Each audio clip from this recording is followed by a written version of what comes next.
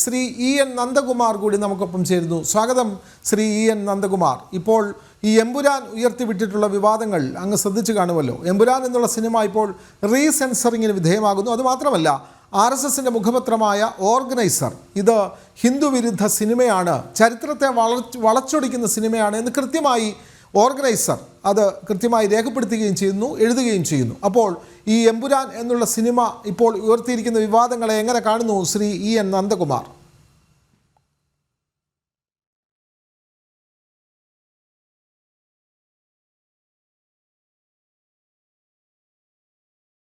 അതിനൊക്കെ അവകാശം ഉണ്ടായിരിക്കാം, അല്ലെങ്കിൽ ഏത് സിനിമയിൽ അഭിനയിക്കുവാനും സിനിമ അഭിനേതാവിനും അധികാരമുണ്ട്. അതെല്ലാം വകവെച്ചുകൊണ്ട് പറഞ്ഞാല് അതൊക്കെ വേണമെങ്കിൽ അഭിപ്രായ സ്വാതന്ത്ര്യം എന്നൊക്കെ വേണമെങ്കിൽ പറഞ്ഞോളൂ. പക്ഷെ അങ്ങനെയൊക്കെ ആണെങ്കിലും ഇത് കാണിക്കുന്നത് കൃത്യമായിട്ടുള്ളൊരു അജണ്ടയുടെ അടിസ്ഥാനത്തിലുള്ള സിനിമയാണ് എമ്പുരാൻ. ആ അജണ്ട ഭാരതത്തിന് വിരുദ്ധമാണ്, ഹൈന്ദവ വിരുദ്ധമാണ്, കേന്ദ്ര സർക്കാർ ഭാരതം ഭരിച്ചുകൊണ്ടിരിക്കുന്ന ആളുകൾക്ക് വിരുദ്ധമാണ്. ആ തരത്തിൽ നടപടി ഭൂഷണമല്ല. ഇന്ന് മാത്രമല്ല, അതിനകത്ത് കളവാണ് പ്രചരിപ്പിക്കുന്നത്. ഉദാഹരണത്തിന് ഗോദ്ര സംഭവത്തിന്റെ തീവണ്ടി കത്തുന്നതായിട്ടാണ് കാണിക്കുന്നത്. ഇത് കത്തിക്കുന്നതാണ് സത്യത്തില്.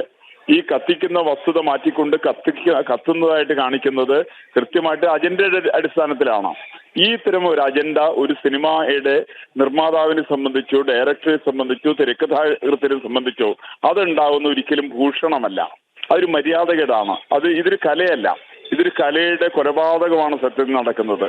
നമ്മൾ അഭിപ്രായ സ്വാതന്ത്ര്യത്തിന്റെ പേരിലോ ആവിഷ്കാര സ്വാതന്ത്ര്യത്തിന്റെ പേരിലോ ഒക്കെ പറയുന്ന സമയത്ത് നിങ്ങൾക്ക് വിമർശിക്കാനുള്ള അധികാരം മാത്രമേ ഉള്ളൂ.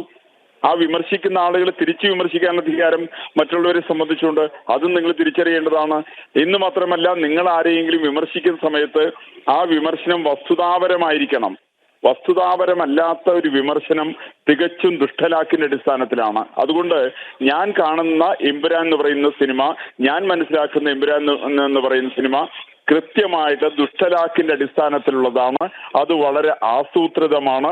അതിന്റെ സംവിധായകന് കൃത്യമായിട്ട് ലക്ഷ്യമുണ്ട്, ഇതിന്റെ നിർമ്മാതാവിന് കൃത്യമായിട്ട് ലക്ഷ്യമുണ്ട്, ഇതിന്റെ വിതരണക്കാരെ സംബന്ധിച്ച് കൃത്യമായിട്ട് ലക്ഷ്യമുണ്ട്. ആ ലക്ഷ്യങ്ങളെല്ലാം ഭാരത വിരുദ്ധമാണ്. ഭാരതത്തിൽ ബഹുഭൂരിപക്ഷം വരുന്ന ഹൈന്ദവ ജനങ്ങൾക്ക് വിരുദ്ധമായിട്ടുള്ള കപട നുണപ്രചരണങ്ങളാണ് ഈ സിനിമയിൽ ഉടനീളമുള്ളതാണെന്നാണ് ഞാൻ ആ സിനിമയെ സംബന്ധിച്ച് ഞാൻ മനസ്സിലാക്കിയത്. ശ്രീ എൻ നന്ദകുമാർ, ഇന്ന് സമൂഹ മാധ്യമത്തിൽ വന്ന ഒരു കുറിപ്പ് ഇത് ജിഹാദി ബന്ധം എന്ന് ആരോപിക്കുമ്പോൾ ആ കുറിപ്പിലെ വിവരങ്ങളാണ് ഞാൻ പറയുന്നത്. മോഹൻലാൽ ഹിന്ദുവാണ്, പൃഥ്വിരാജ് ഹിന്ദുവാണ്, ഇതിൻ്റെ നിർമ്മാതാവ് ഗോകുലം ഗോപാലൻ ഹിന്ദുവാണ്, മറ്റൊരു നിർമ്മാതാവായിട്ടുള്ള ആന്റണി പെരുമ്പാവൂർ അദ്ദേഹം ക്രൈസ്തവ മതവിശ്വാസിയാണ്. ഇവിടെ എവിടെയാണ് ജിഹാദി ബന്ധം? മുസ്ലിം നാമധാരികളായ ആരും ഇതിൻ്റെ പിന്നിലില്ല. പിന്നെ എങ്ങനെയാണ് ഇത് ആരോപിക്കുന്നത് എന്നൊക്കെയാണ് സമൂഹ മാധ്യമത്തിൽ വന്നൊരു ചോദ്യം. നാമധാരികളെ വെച്ചിട്ടല്ലല്ലോ ജിഹാദി വരുന്നത്.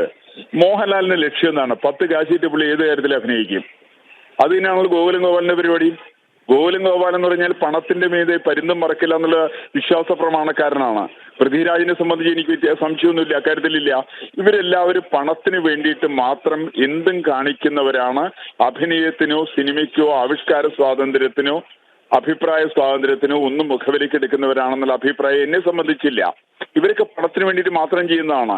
ഇവർക്ക് പണം ഉണ്ടാക്കാൻ വേണ്ടിയിട്ട് മറ്റുള്ള ആളുകളെ പരമാവധി മുതലെടുക്കുന്ന ഒരു കലാസംസ്കാരമാണ് ഇവരെ സംബന്ധിച്ചുള്ളത്. ഇത് വളരെ അപകടകരമാണ്. എനിക്കിത് ജിഹാദി എന്നുള്ള മാത്രമല്ല, ഇതിന്റെ പിന്നിൽ ഫണ്ടിങ് സോഴ്സിനെ സംബന്ധിക്കുന്ന സംശയമുണ്ട്. അത് ഗോകുലം ഗോപാലിൻ്റെതാണെങ്കിലും അന്വേഷണം നടക്കേണ്ടത് ആവശ്യമാണ്. കാരണം ഉദാഹരണം പറഞ്ഞിട്ടുണ്ടെങ്കിൽ ഈ പണം എവിടെ നിന്നാണ് തിരിച്ചു പിടിക്കുക? ഈ പണം തിരിച്ചു പിടിക്കാൻ വേണ്ടി സാധിക്കുമോ? കേരളത്തിന്റെ പോപ്പുലേഷൻ ഏകദേശം 3.5 കോടി ജനങ്ങളാണ്. അന്യ സംസ്ഥാനക്കാർ കണ്ടു എന്ന് പറഞ്ഞാൽ, വിദേശ രാജ്യങ്ങൾ കണ്ടു എന്നൊക്കെ പറഞ്ഞിട്ടുണ്ടെങ്കിൽ നാമമാത്രമായിട്ടുള്ള ആളുകളാണ് കണ്ടിരിക്കുന്നത്. കേരളത്തിൽ ഇത് കാണാൻ പോകുന്നവരുടെ എണ്ണം പരമാവധി 20-30 ലക്ഷം വരെ പരമാവധി വരാം. 10% വരുന്ന ആളുകൾ. ഇങ്ങനെ വരുന്ന ആളുകൾ കാണുന്ന സിനിമ വെച്ചുകൊണ്ട് 100-200 കോടി ഉറപ്പിക്കുക ഇവർക്ക് എങ്ങനെ സ്വരൂപിക്കാൻ സാധിക്കും എന്നെനിക്ക് ഒരു കാരണവശാലും മനസ്സിലാവുന്നില്ല. ഇത് കഴിഞ്ഞ കുറെ വർഷങ്ങളായിട്ട് മലയാള സിനിമയിൽ കണ്ടുവരുന്ന വലിയൊരു പ്രശ്നമാണ്. കാരണം ഇല്ലാത്ത വരവിന്റെ കണക്കുകൾ അവതരിപ്പിക്കുക. അവിടെയാണ് എനിക്ക് പലപ്പോഴും ജിഹാദി കൂട്ടുകെട്ടിനേക്കാളും എനിക്ക് സംശയം വരുന്നത്. മയക്കുമരുന്ന് മാഫിയയുമായിട്ട് ഇവർക്ക് ബന്ധമുണ്ടോ എന്നുള്ള അന്വേഷിക്കേണ്ടതാണ്. അതൊക്കെ വാസ്തവത്തിൽ അന്വേഷിക്കേണ്ട വിഷയമാണ്. ഇവരുടെ വിഷയങ്ങൾ പലപ്പോഴും ഇന്ത്യ വിരുദ്ധമായിട്ടുള്ള സമീപനങ്ങളാണ്. ഇവർ കോടികളുടെ 100 കോടിയുടെ ക്ലബ്ബ്, 500 കോടി ക്ലബ്ബ് എന്നൊക്കെ പറയുകയാണ്. ഈ പണത്തിന്റെ സോഴ്സ് പറയട്ടെ. ഈ പണത്തിന്റെ സോഴ്സ് ഇത് എവിടെ നിന്ന് കിട്ടി, എത്ര തിയേറ്ററുകൾ കളിച്ചു, ഓരോ തിയേറ്ററിന്റെ വരുമാനം എത്രയാണ്, ഇതിന്റെ കണക്കുകൾ കൃത്യമായിട്ടുള്ള ഒരു ഓഡിറ്റിങ്ങിന് വിധേയമാക്കേണ്ടത് ആവശ്യമാണെന്നാണ് എന്റെ അഭിപ്രായം. വളരെ വ്യക്തമാണ്. ശ്രീ ഇ എൻ നന്ദകുമാർ, രാഷ്ട്രീയ നിരീക്ഷകനായിട്ടുള്ള ഇ എൻ നന്ദകുമാറാണ് പറഞ്ഞത്.